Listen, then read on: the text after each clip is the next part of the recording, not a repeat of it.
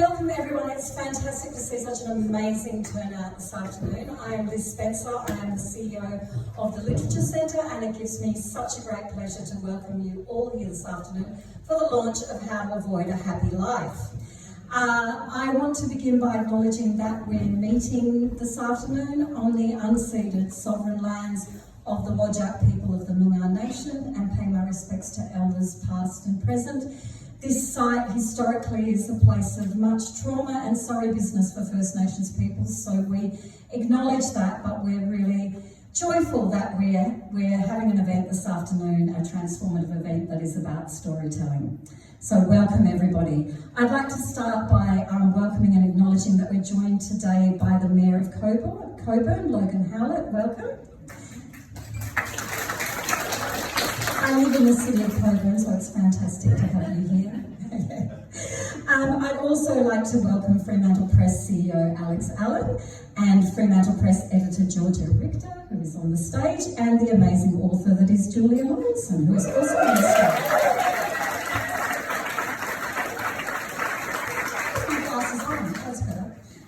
I'd also like to acknowledge Fremantle Press for their incredible nurturing of Western Australian writers and their sense of adventure and imagination in their publishing and their editing.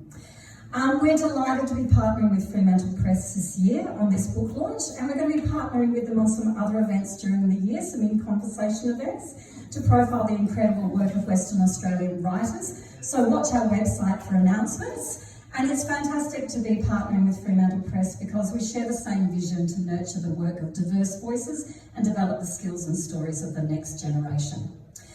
Before we get underway, I just want to tell you about a fundraising strategy that we're having at the moment. You might see surrounded on the walls in between the Fremantle Press posters a donate poster. We're doing a +1 strategy at the moment, which is run by Creative Australia, and the way that it works is that we have a particular target.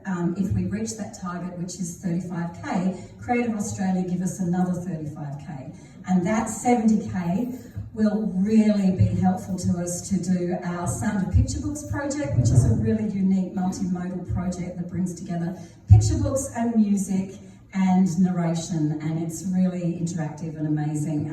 But it'll also go towards our other programs. So if you are feeling in a generous mood today, or even if you're not feeling in a generous mood, every bit helps. If you have friends who have deep pockets, who have the means, please tell them about it. There is a QR code on that poster and you can actually donate live today. Any donation, any size is welcome.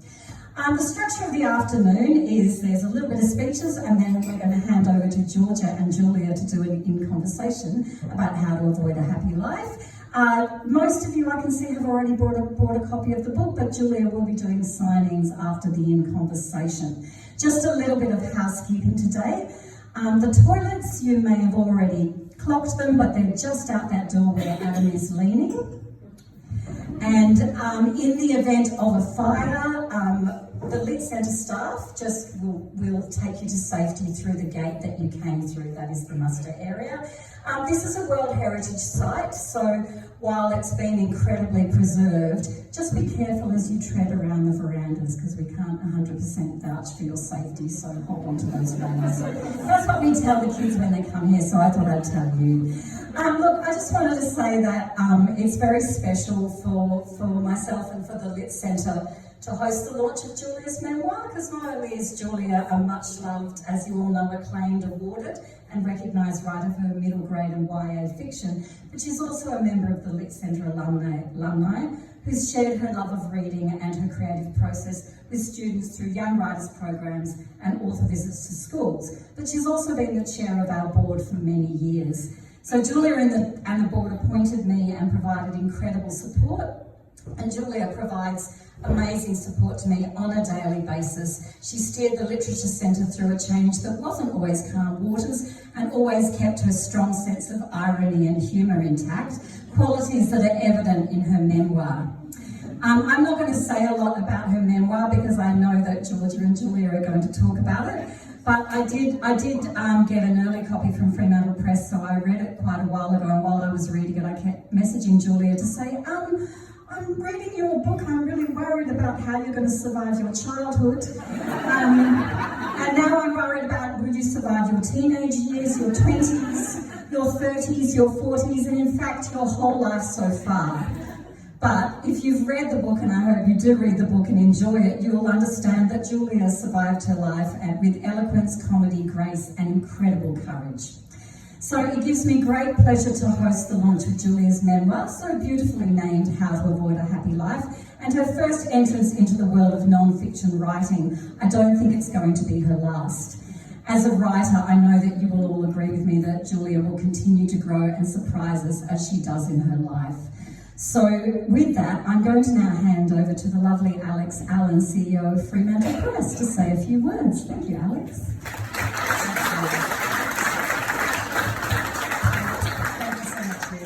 It is wonderful to be here in collaboration with the Lit Centre. We share so much in common, our love of books, of writing, of reading, and of course so many familiar faces in the crowd here, not only for the Lit Centre for Fremantle Press. So welcome, thanks Liz, it's wonderful to be here.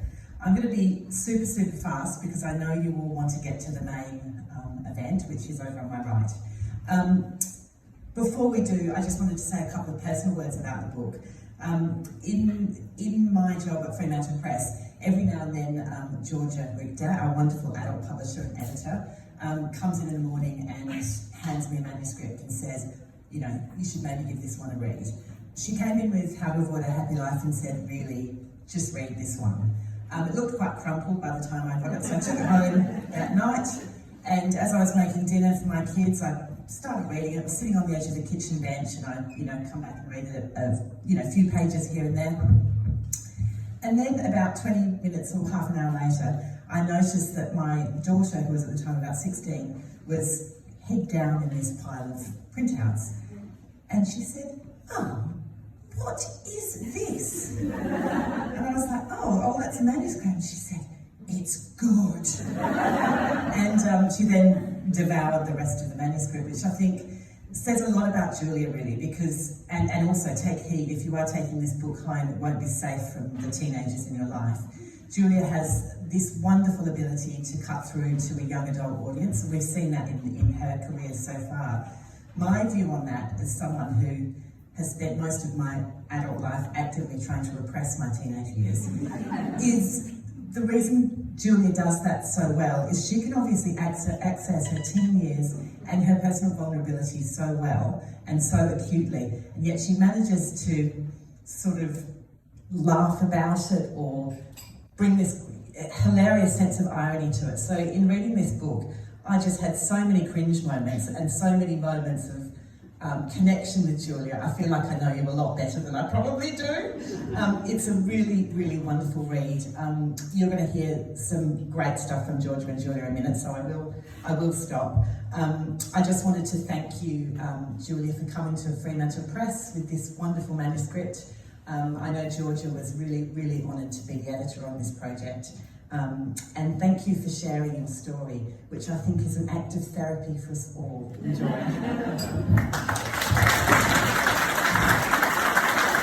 I'm going to start by reading the prologue. It's called The Party Coffin. There is a photo of my mother in a coffin.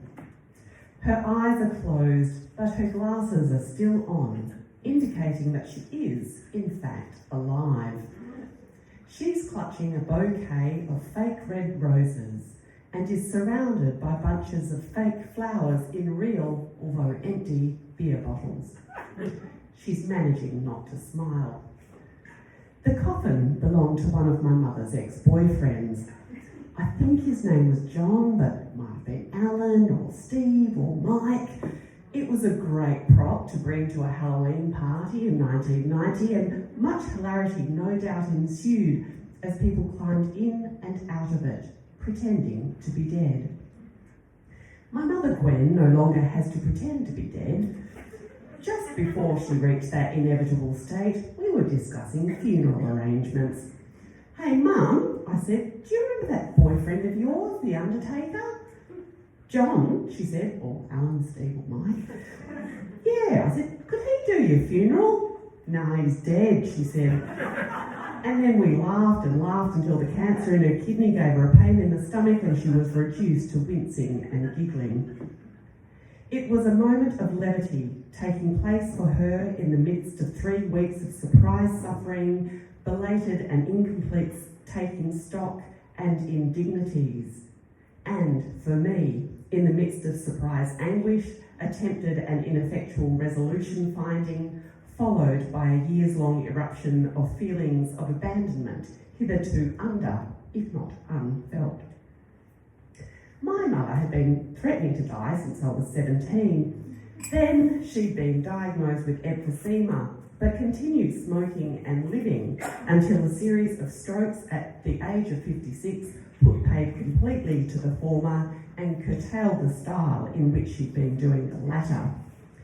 For 18 years she'd been a hemiplegic, sustained primarily by a diet of ham sandwiches and pies, increasingly confined to her lounge room chair, her legs and feet distended with retained fluid. She criticised everyone and everything from this vantage point, softened only by offerings of stuffed or porcelain meerkats, or by beating her husband in the daily cryptic crossword. Every time someone famous or heroic died, she'd say, "Here I am sitting on my fat ass, useless as tits on a ball." She was regularly taken by ambulance to hospital after falls, unexplained drops in iron levels, twisted bowels or cysts. After each phone call on my way to the hospital, I'd wonder if this really was the beginning of the very drawn-out end.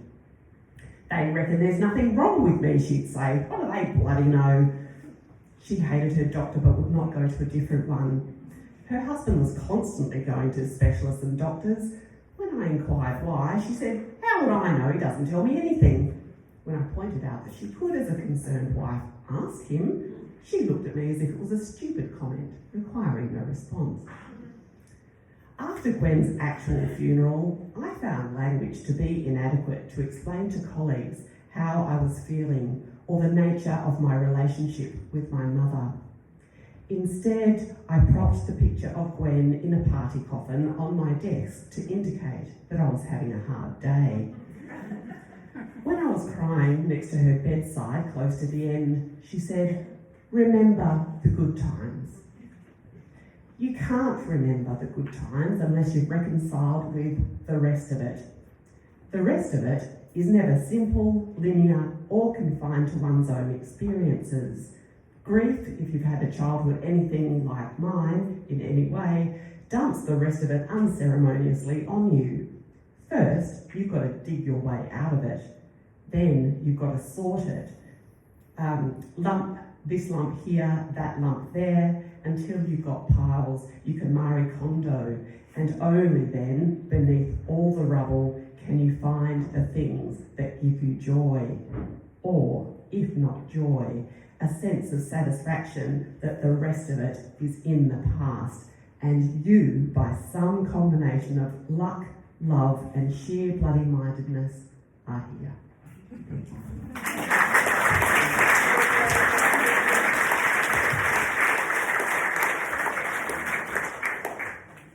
So that's exactly what I read when I went into the photocopier room. It was still printing out this manuscript I'd received. And I started reading in the photocopier room, and I took the manuscript home and I kept reading, and then I went to bed and I put it down, turned off the light, turned it back on again, kept reading. Did that about 4 times and then just thought, oh, stuff it, I've got to finish this. And I think I finished as the sun came up. And that doesn't happen often, and it grabbed me by the heart, and it grabbed me right from the very beginning. And I laughed so hard at the undertaker comment and the mother saying, "No, he's dead," and then Julia and her mum chortling, because that's exactly what my mum and I would have laughed about. And then I thought about how much my mum would have loved this book, and it's got this kind of vastness that just spoke to me of the moment that you are undone and you are taken by surprise when your mother passes, and you have to look at the world in a different way. And so, Julia, that's where I'd like to begin by saying, how did the death of your mother lead to this memoir, if indeed that's what happened? It did lead very much to the memoir. I've had people saying to me for years, gee, you should write a memoir about that, because of the various things that have happened in my life which form the subject matter of the chapter headings in the memoir. But I could never really find a way to contain the strange mixture of things that had happened to me. They all just felt like jagged and strange bits that couldn't possibly find any uniting theme.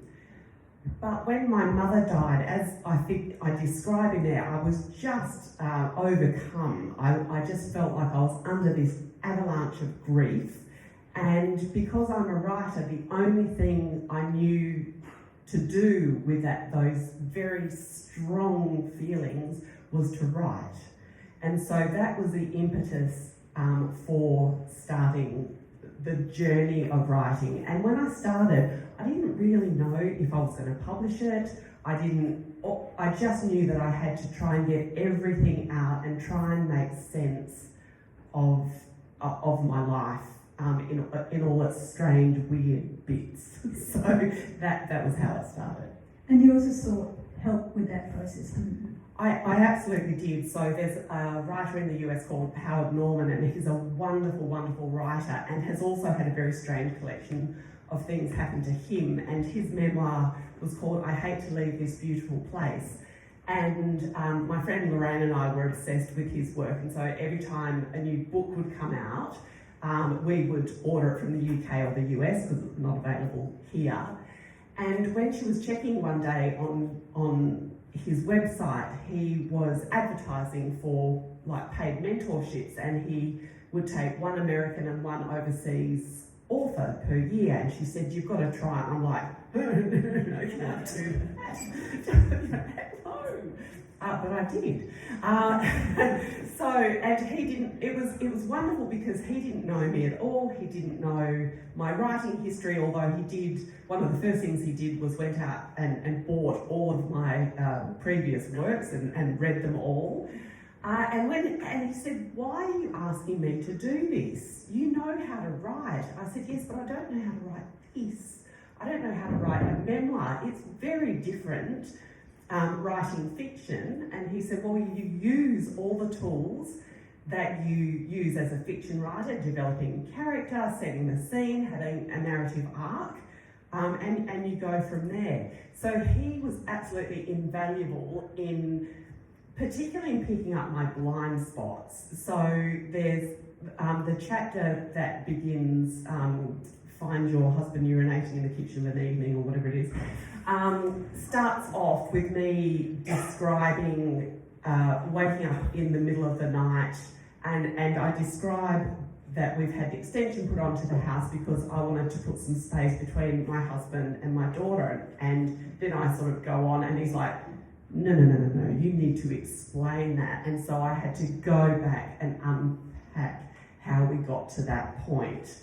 And that was absolutely excruciating, and had I been able to avoid it, I would have. But he made me do that, and that was very, very difficult to write. But it was necessary. He was right. If that wasn't in there, it wouldn't have made sense of all the other stuff that came afterwards. Yeah, I like that way that something in you sensed you needed a kind of a coach or someone to walk beside you as you did that hard work. Did you have journals to draw on? Because this is really vivid, and I know you're a storyteller, but did you have records? Yes, I started keeping diaries from when I was about 8, and they were mostly, complaints about how bored I was living in suburban Kelmscott in the 70s, or happy things about, when the latest ABBA album came out. But I have kept them continuously since then, and it was really helpful. So my process was I would write what I remembered, and then I would go back and see what I wrote, because as a diary writer, it's always very partial. So you don't write everything that's happened, but I could often tell by my handwriting or the memory jogging situations that I described, what state of mind I was in and what had happened. And so it was incredibly valuable to have that resource to go back to, particularly in working out when things happened and the order of things, because that was actually the hardest thing to get right. So yeah, I did really rely on the diaries for those things. So yeah, it was a very helpful thing to have there. But of course, there was things that I didn't include in the diaries, and then I had to rely on other sort of documentary sources, which there were for, you know, some of the things that have happened in the public eye were there. So that was I used those things. But yeah, mostly I did write first, go back and check for veracity in my diaries, and then through other sources. I think there's something about the diary writer who doesn't realise they are future material, and they're writing the moment and they don't know what they should record to help future Julia. I know, it's like, damn it, why didn't I put more detail about that? Like, come on, what did you have for dinner? But I think even for the young witting diarist, themes present themselves because there are patterns and so forth, and I can imagine that was really useful. I want to ask two things that occurred to me then. One was, at what point did you light upon these really crazy spoiler chapter headings? I think, like, it was actually like the title of the book in the first place was the thing that gave me the framework. So I think if I hadn't come up with the title, I really would have struggled to organise this massive material. And so once I had that, the chapter headings kind of suggested themselves. And again, it was really helpful because, you know, a life goes on for a long time if you're lucky, right? And there's just so much that happens. And so having the headings actually made me able to whittle down some of the material. So I think it ended up being like 110,000 words or something like that. And there's probably another 50,000 words that just ended up as being material for therapy, or you know, or just, you know, things that didn't quite fit. In fact, I've got a podcast which is using some of those bits and pieces, but they were very helpful for that. And so the ironic tone, I felt, even though obviously some of the stuff that happens in there is quite serious, I felt like the only way I could deal with it was by taking a kind of ironic stance towards it all, and that kind of gave me an in. And it's also a sort of an unflinching honesty that I think is admirable, but is necessary as well. That's the only way to really believe in someone. I think if you feel like they're standing there raw before you. But I was rereading it again, and I was amazed by how beautifully knitted together it is, and how you don't just move forward chronologically, and so you kind of wash through with different themes. Now, your mum is actually kind of in the background of a lot of this, and I think you need to bear Julia's mother in mind as we talk about everything else, because I think she's quite she somehow also shapes how your life develops. Your adolescence is something we will get to. You were, is it fair to say, an anxious child? I think that would be fair to say. My dad's sitting in the second row, he can probably vouch for that. Yeah, I was incredibly anxious, except with my cousins, who were like my siblings. I was really anxious when it came to like meeting other children or just anything, really. Anything involving other people just freaked me out. So I cried every morning until school, until I was in year 3. And I describe in the memoir about my mother kind of booting me out of the car one time with her gold mesh heel. And my friend April just going, "Oh, you won't believe what Julie's mum just did," you know, took me to her sister, outraged at me being dumped on the pavement. I kind of don't blame my mum. I must have been very frustrating. And so, yeah, I was very anxious for reasons which kind of came out a bit later. But I experienced myself as being kind of constitutionally anxious, which was, and the salve for that was friendship, really. So I described my friendships from the get-go, and they were just, the joy of my life. And I was very lucky to have, a stable father and then stepmother, and so I had some stability in the mix of the rest of it. But yes, as my parents separated when I was 9, and so I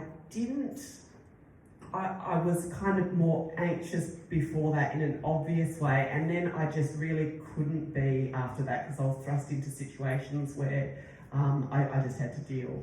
Yeah.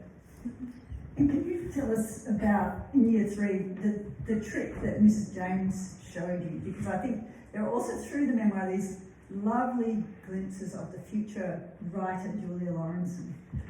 Yeah, so Mrs. James, she was an absolutely terrifying teacher. She was she was a very large woman, and she was the only teacher I remember. She actually, they used to have corporal punishment, and I don't even know what I did. I barely said boo to a goose, but I must have done something because I remember standing at the front of the classroom with my hand out, and they had those huge metre-long rulers, do you remember those? And she waxed like all these people, and I was like, I saw it coming towards me, I was like, dear God, and she got to me, but she also kind of saw me, so she noticed that the only time when I really eagerly participated in school was when I had to read anything aloud. And so she came up with some play or other and cast me in the lead role, and to this day, I don't remember what it was, but she said to my mother afterwards, Julie just shone. And so that gave me, I guess, an entree in how to be in the world. So I learned to perform, and performing, including performing myself in the playground, was a way of dealing with my own, or masking, I guess, my own anxiety as a person. And it was just the way that I have ever since operated in the world. And I think the other part of that, the person who goes on to be published and enjoys performing, is that as you enter high school, you also start writing novels. There's this sense that young Julia is looking for ways to control the narrative. Would you agree with that? Yes, I think so. I mean, anybody who knows anything about me knows that I was expelled from school. Well, no. Let me rephrase that. I was suspended until my hair grew back, was what the deputy principal at Kelmscott High School said to me. So I left school at 15, but even then, people here who went to Kelmscott High School and other Bogan high schools can tell you that they weren't the safest places for creative, introverted people in those days. So I always loved writing, and there wasn't really, and so my English teachers loved me, unlike all of my other teachers. And so, but I just used to write myself, so not for school, I just used to write. So I started writing novels when I was, 13 or 14 or something like that, and sending them off, getting my poor mother to type them up with, they used to have carbon paper, and so she used to do 5 copies of things. So by the time you got to copy 5, you could barely see anything, and these publishers must have gone, why has somebody sent us blank sheets of paper clipped together? So I started writing, and I think it was part of the impulse of diary writing too, just a way of processing my life and trying to make something of it that was more than what was happening. And the adolescent Julia seems, to me, the protective reader, so vulnerable, even though you perhaps didn't always feel that way yourself. But that seemed to coincide with your mother's own bid for freedom and her sort of breaking out into the world. Yeah, so my mother grew up in a very controlling family. Well, her father, so she was a middle child. She was very lively, probably had ADHD, probably had ASD, we think now, and she just couldn't sit still, and she was always on the go. And so she used to cop it from her father. So he was a policeman, and he was very strict with his family, and he was particularly strict with her. He was always trying to, I guess, try and beat her into submission in some way. And in fact, he beat her so hard when she was 16 that she had brain damage for a time, so she started having fits, and for a year afterwards, and her hands always shook. And she married my poor father, poor long-suffering dad, sitting there, and basically to get away from her own father when she'd gone away because she'd had a child out of wedlock. This isn't a spoiler thing, you know. And so when she separated from my dad, she just went nuts. Like, she just went wild. It was the first time in her life that she was free. Well, she acted as if she was free, except that she was raising a child, which was me. So she was just she went absolutely off the rails. But at the same time, she also put herself through year 11 and 12. So she went to Kelmscott High and did year 11 and 12, mature age student, then went on and did an accounting degree. No, sorry for the accounts. I know there's some accountants here. And so she did that at the same time as partying wildly. We had boyfriends moving in and out. You know, that the house was just chaos when she wasn't studying, and some of it was fun. I loved staying up really late and having salt and vinegar chips for tea. That was awesome sometimes. And so it was a bit of an unsettled environment. So she actually started settling down after I moved out of home when I was 16. So her period of being wild coincided with my adolescence. So possibly not the best timing ever. Adam, I hope you got the tweet of Julia's mum went off the rails and became an accountant. That's what I heard. My dad is an accountant, so it's all right. It's own voices. So at this stage, this is what I mean about your mum being at the back of everything. You're also, your role and your relationship with her changes, that you're also required to be her carer at different times, aren't you? And you're not, it's not a mother-daughter thing that's going on there. No, so there was a fair bit of that. My cousins who are here can attest to the times where my mother was just like blind drunk at various things, like just trying to control her and stop her from cracking on to my cousins' male friends, who are my age, But being in that role of a carer made me feel important, and that I was important to her, because a lot of the time she was just kind of off doing her own thing. So it was, that relationship it didn't feel like a mother and daughter relationship a lot of the time. That would be fair to say. And so part of the compact is she needed you. Yes. You were needed, you had a role. Yeah. So that was the way that I knew that she would pay attention to me if I was, cleaning up after a huge party, or, making her a cup of coffee when she was so hungover she could barely move, that kind of thing. The good old days, right? And part of the time it seems that you're also invisible to her, so that you go through anorexia and sort of various sorts of adolescent despair, and it seems the moment she actually pays attention and you are admitted to a psych ward, again, not a spoiler, these are just the headlines I'm telling you people, is when you're caught shoplifting. Yeah. That's a catalyst, because theft is not acceptable. Yeah, for a copper's daughter, you can do all sorts of other things. So I think I've lost something like 10 kilos in my anorexic phase, and she didn't notice until the school nurse called her up. and so they referred me to this psychiatrist, and then I was like, no, it's okay, I'll start eating. So I did. And she went, oh, well, she's fine then. And then, so I started shoplifting instead. And like, not just, and I don't mean just like stealing a bar top, but like I was selling white jack, sorry Dad, poor Dad, don't read this, you can read it and just give him the edited highlights later.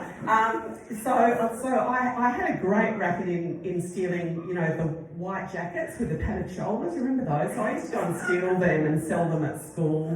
And I just steal, like, honestly, just whatever. So I had this, like, clown wig, like a multicoloured clown wig, and that was the thing. And so I bought all this stuff, I stole all this stuff, but I didn't need it. And so I stuffed my wardrobe full of it, and then she opened the thing and the clown wig fell down on her, as well as, like, all this, cosmetics and other random things that I'd stolen that I didn't need. But yeah, so that was absolutely outrageous for her. So then she did call the psychiatrist, and that was how I ended up eventually being admitted to hospital just after I turned 16.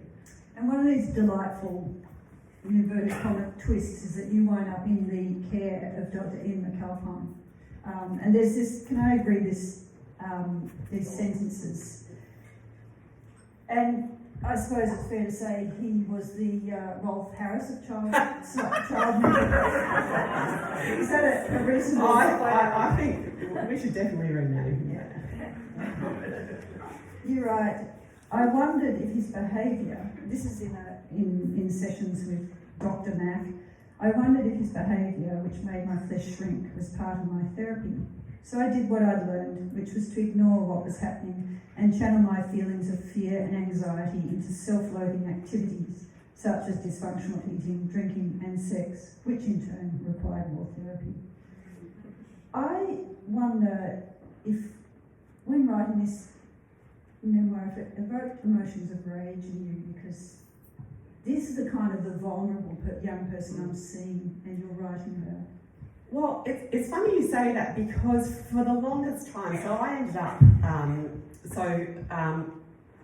there was an inquiry into Hillview and into Ian McAlpine, and he's since done some jail time and this and that. And I was the first witness as a result of an inquiry that had happened in 1995, and I think he was found guilty of indecent dealing and fined, I think, $2,000 or something, but he was struck off the register, which was my aim in giving evidence, and that, which at the time seemed kind of insulting, but because he'd been convicted of that, it actually went towards him actually going to jail a couple of years back. So that was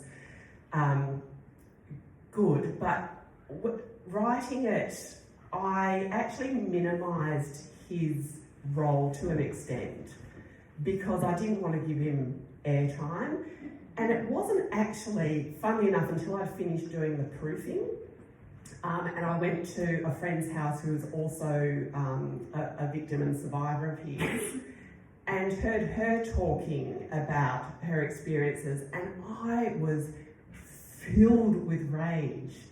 And I don't know why it took all that, because it wasn't like I wasn't angry, because actually when the subject of chapter 2 happened, I was outraged then, but there was something about, I don't know, but it took that long to get angry about it. And then I was furious, and then I was like, well, it's coming out in a memoir, so, he lives in Leederville, if anybody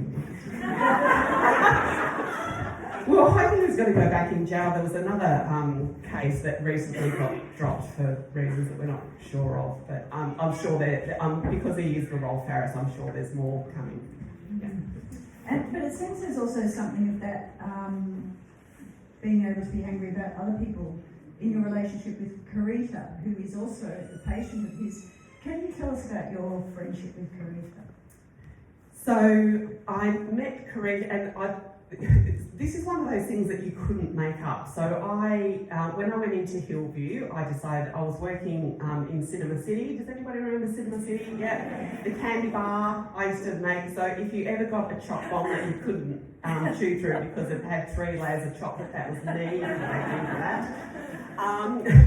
So I worked in the candy bar after I'd been suspended from school. It was one of the, I don't know, I think I had 30 jobs in that year. Like sometimes I just walked, I actually had a job, sorry, this is a segue. I worked in the menswear department at Coles in the city. And I went in there and I made it to morning tea, and then I went and locked myself in the toilets and didn't come out again. So yeah, I did 3 hours work. Yeah, anyway, so I've been working at Cinema City, and I didn't have to quit to go into hospital, but I kind of wanted to, have a fresh start and work somewhere where there wasn't food. And so I quit my job.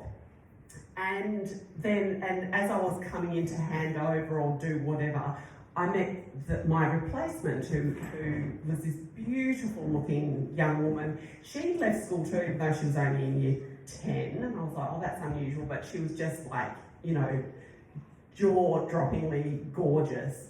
And so she was trying to talk to me as we were sort of at lunch, and I was like, I had nothing in common with this person.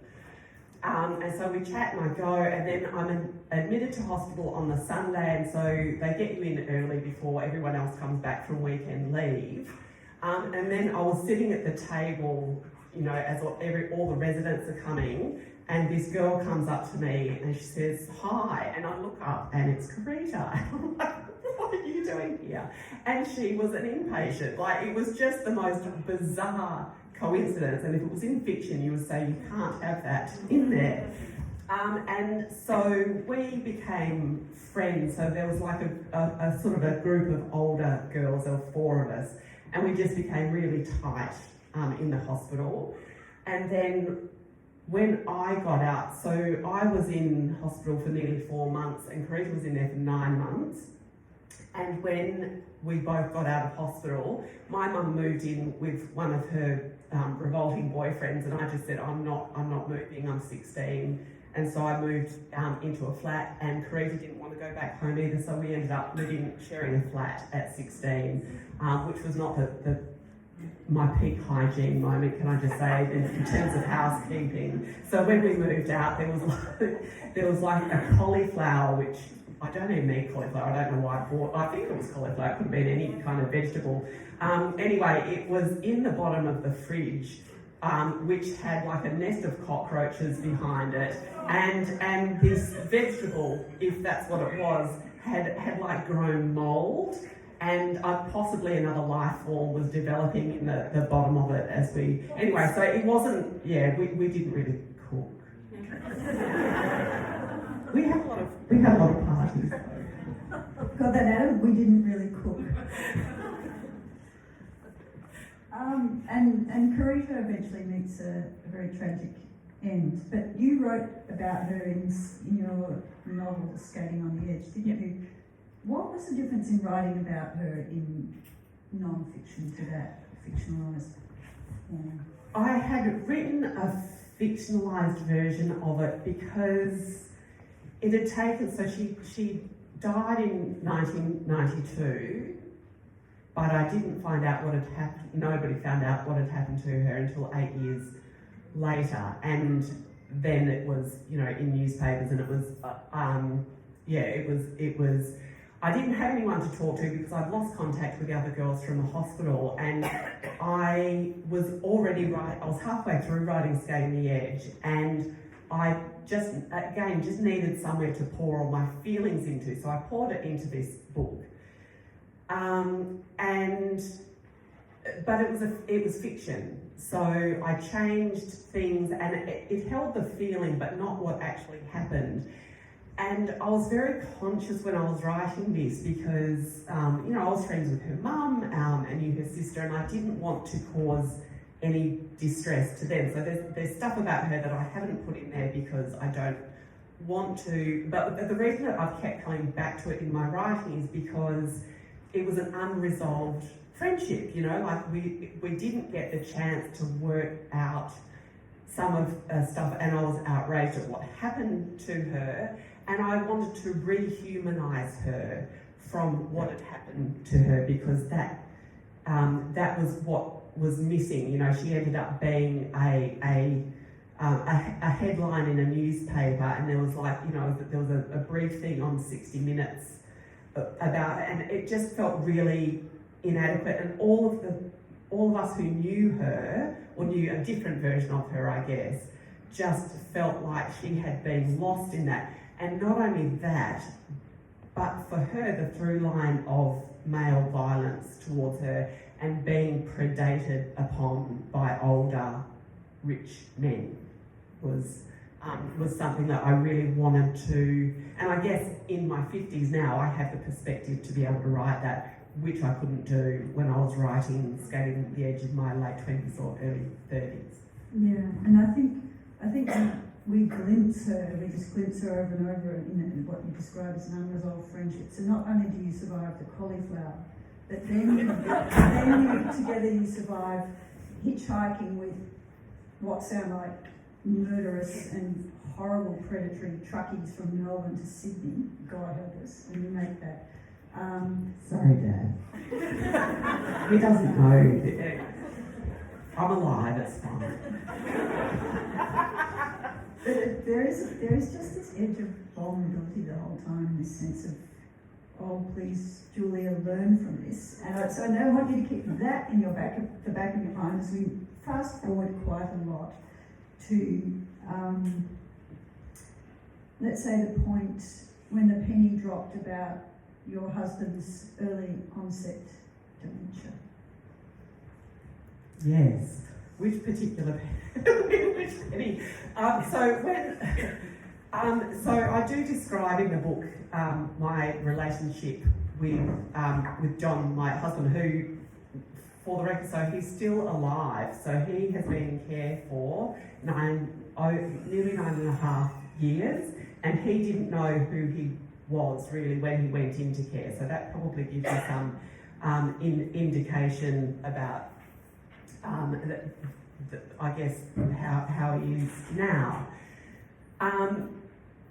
So I mean, I don't think anybody really expects their partner to develop, early onset Alzheimer's, but you particularly don't expect them to develop it when they're in their late 40s. So he, and also with an extra complicating factor in that he had been incredibly controlling and difficult, and so there was that side of him. I think initially I called the chapter something about Jekyll and Hyde, and we had a discussion that it didn't quite fit, but I wanted to try and again portray the complexity of him, because he was incredibly intelligent, witty, funny, just hilariously funny.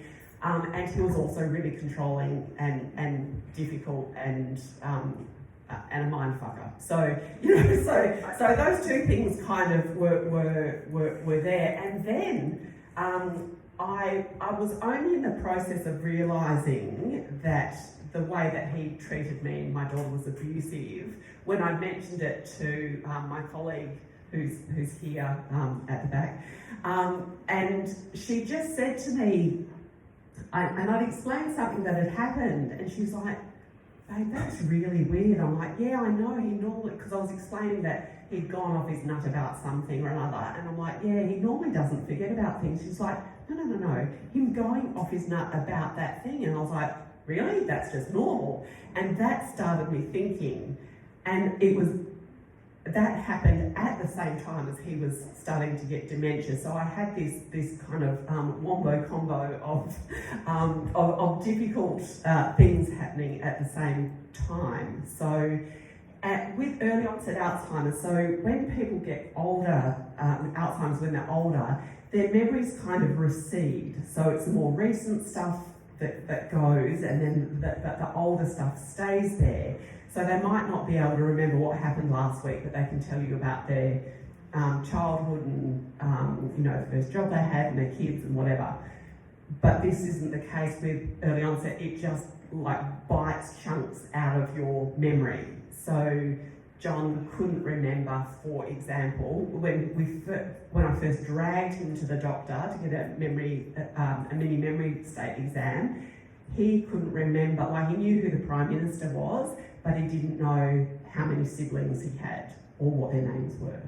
You know, so it was that kind of thing. And he started becoming really aggressive. So he'd been a bit aggressive before, and then he became like super aggressive. And it was really hard to deal with. And you know, my daughter was a teenager at the time, so yeah, it was quite an experience I wouldn't wish on anyone. You know, I know people say that, but I really wouldn't. It was a horrendous experience. And having the fun experience of going to Centrelink and trying to get him on a disability pension, right, or a disability support allowance, you know, because he had early onset dementia. And they said, oh no, he's too young to get dementia. And I'm like, yeah, that's why they call it early onset. And they said, oh, we're going to have to put him onto job seeker. Really? You want to send him? You know, like, anyway, so having that kind of administrative Kafkaesque experience was on top of it, was really something. Yeah, no, I guess I should precede my penny drop statement by saying it isn't or was an amplification of an already torrid controlling situation, so that it should suddenly twist like that entrap you. And Yes.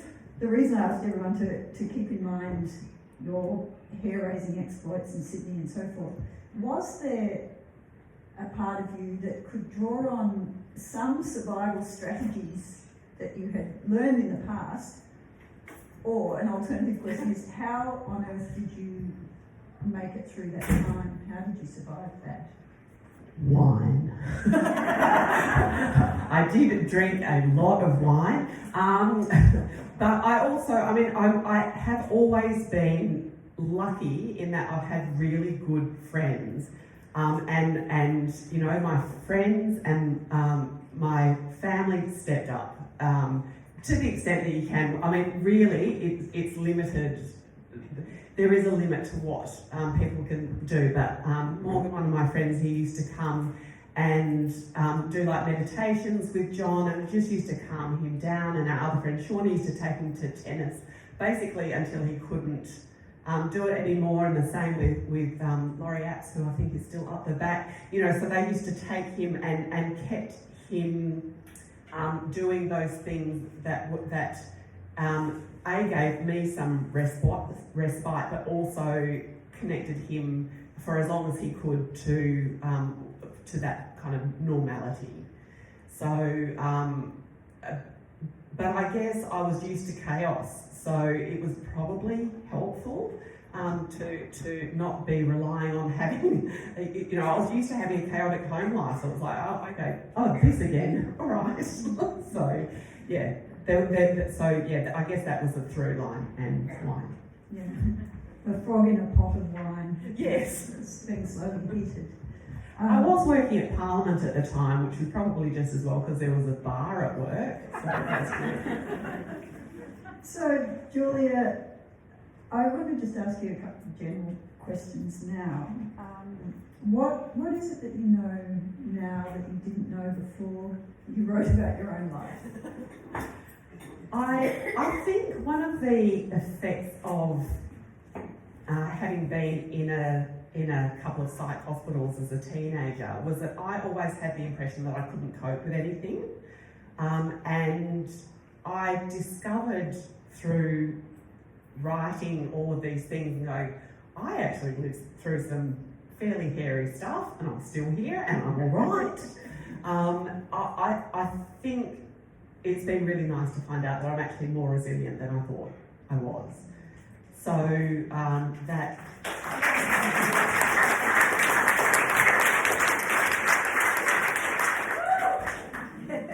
The people love you. So that was something that I didn't really fully appreciate, I think, and I think I'm lucky. The other thing is that you know, my mother was quite difficult as a human in many ways, but I think I did get some of of her, like she was very gutsy as well, and so I think I got some of that. So I think I got the right combination of that, and my dad's kind of laid back, you know. So I think I've got a good combination of things there. So you know, I did do genetically all right there, so it could have been much worse.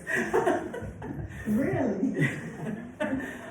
Did you think about your mum differently? She bookends the memoir. So she is the sort of shape behind it. Did you think about her differently by the time you understood what it was you were doing in writing? I think it's made me feel more, I guess, more forgiving of her, because I realise that, you know, only because, I mean, one of the things that I include in the memoir is, you know, all the times that I also did not behave perfectly, you know, like there were times where I could have done much better, as they say these days, or, you know, in the Kelmscott sense of the word, I had times of being a bit of a see you next Tuesday, you know, like I wasn't always the best human that I could have been. But I recognised also, because I repeated some of the patterns that I swore to God that I wouldn't, and I did, you know, some of the same stuff that my mum did to me with my daughter, you know, not my best parenting moments. So it just gave me more sympathy for her, I think.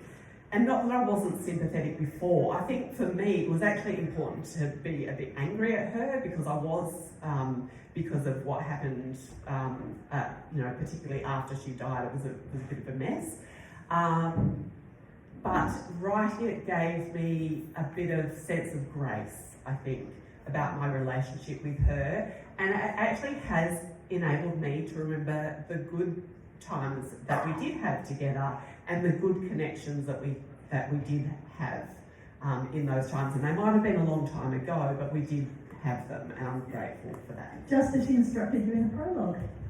I know. Do you know, and the other thing that I think writing this is that I know that Mum would be proud of it. Like it you know, it shows her warts and all, but she was an incredibly honest person. You know, she had many faults, but she was always, you know, called a spade a shovel, and that was that was when.